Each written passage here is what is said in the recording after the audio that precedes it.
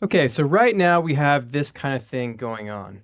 If I go forward, we don't really see those shapes happening too much. So let's go ahead and just add this in. Okay, so right now we have this kind of thing going on. And I think it's getting somewhere, but it's just not really happening yet.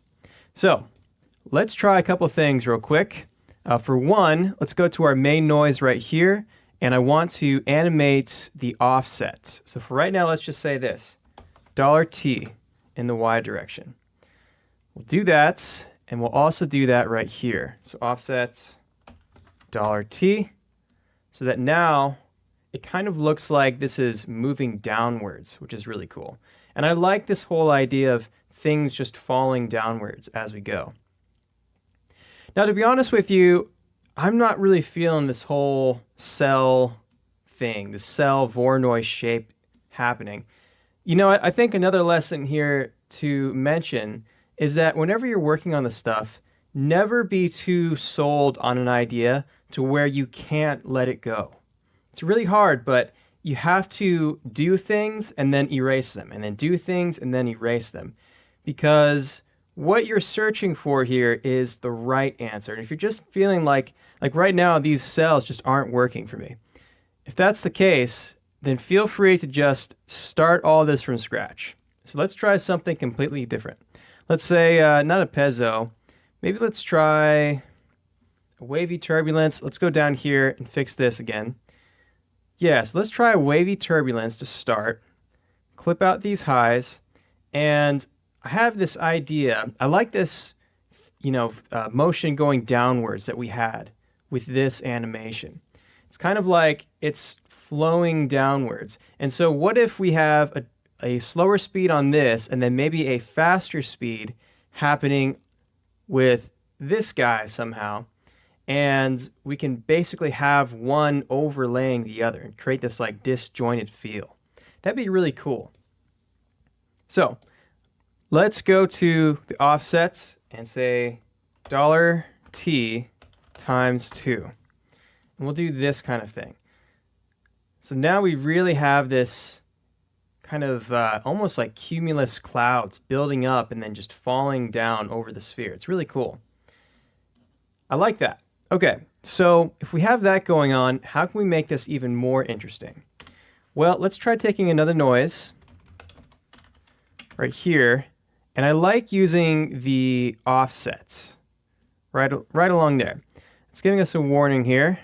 It says this sometimes that it can't depend on time, but it actually can, so don't worry about that. But anyway, on this noise, let's try something else. Let's go back to our chart here. Let's try a sema. Let's see what that does. Sema. There we go. So that's the offset. Now, what if I did this?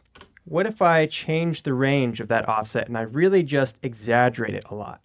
What if I did a RS color change or color range change, and then we did something like 5 in the X, 5 in Z, maybe like 50, 50? Doesn't seem to be doing that much. What about the scale? Okay, there we go. I think we're getting somewhere now. So check this out. Let's try maybe like 10 and 10. And then let's also change the new minimum to be like 0.5. Okay, I don't like sema. Let's try something else. This ober is kind of cool. Look at this. That's trippy. Okay, I like that a lot. The naki. Look at that. That's some trippy tie-dye looking effects right there. That's really cool. So I like that a lot. I think that's really cool. I like it especially how we're exaggerating in the X and Z, and it just kind of flows over. We have more of this defined shape up top, and then it turns into bands as it goes down here. Really cool stuff. So we're going to roll with that. And heck, this might even be a great base layer to work off of. But if we do that and we combine it with this guy somehow, I wonder what we can make happen with that. So let's try maybe a darken. A darken will only take the darkest values. So now we have something like that. It's really cool. Let's try maybe a multiply. That's really cool too. Okay. I think the overlay might be one of my favorites. And you know, another thing too is that we don't have to use this in the displacement if we don't want to. Another thing that we could do is we could use this signal as, let's say, a mask. And we can just have this layered on top of whatever this is doing. So we have that guy, this sits on top, and we can use this same signal as a mask. Let's try that out. So we'll set the mode here to normal, and then let's go ahead and do another change range right here. But we want this to be a color.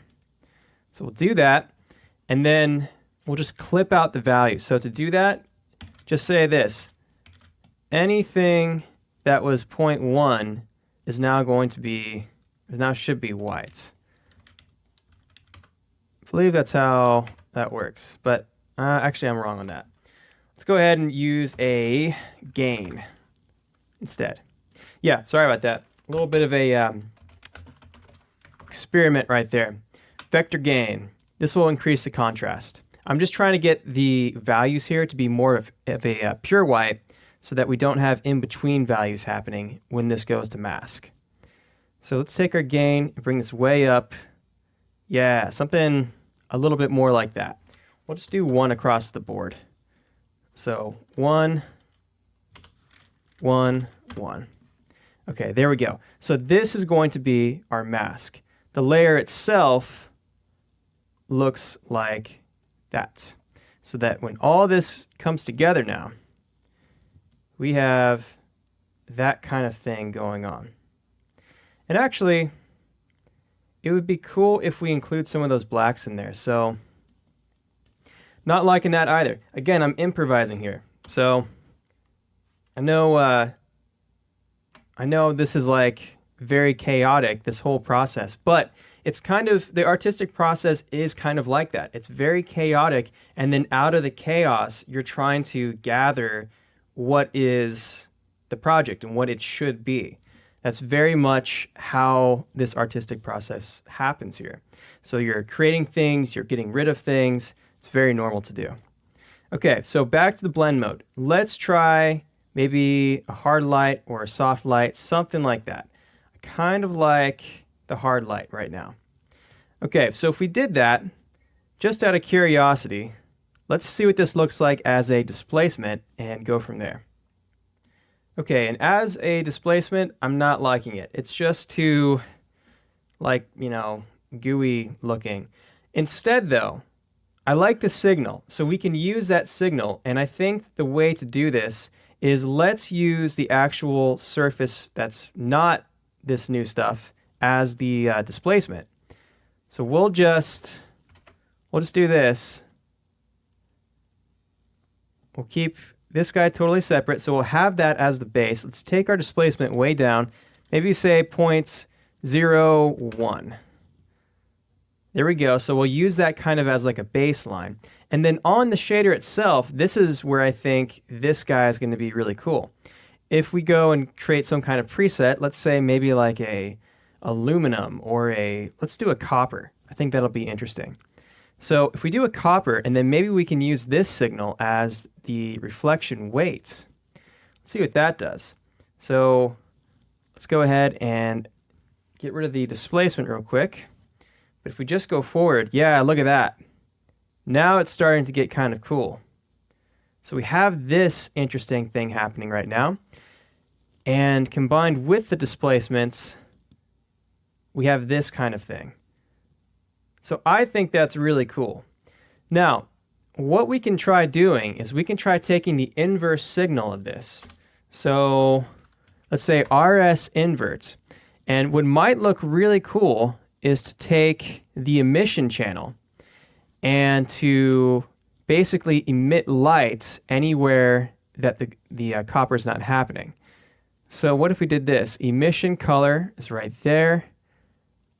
And we go to overall emission weights. In the next video, let's continue on by breaking up these emission values.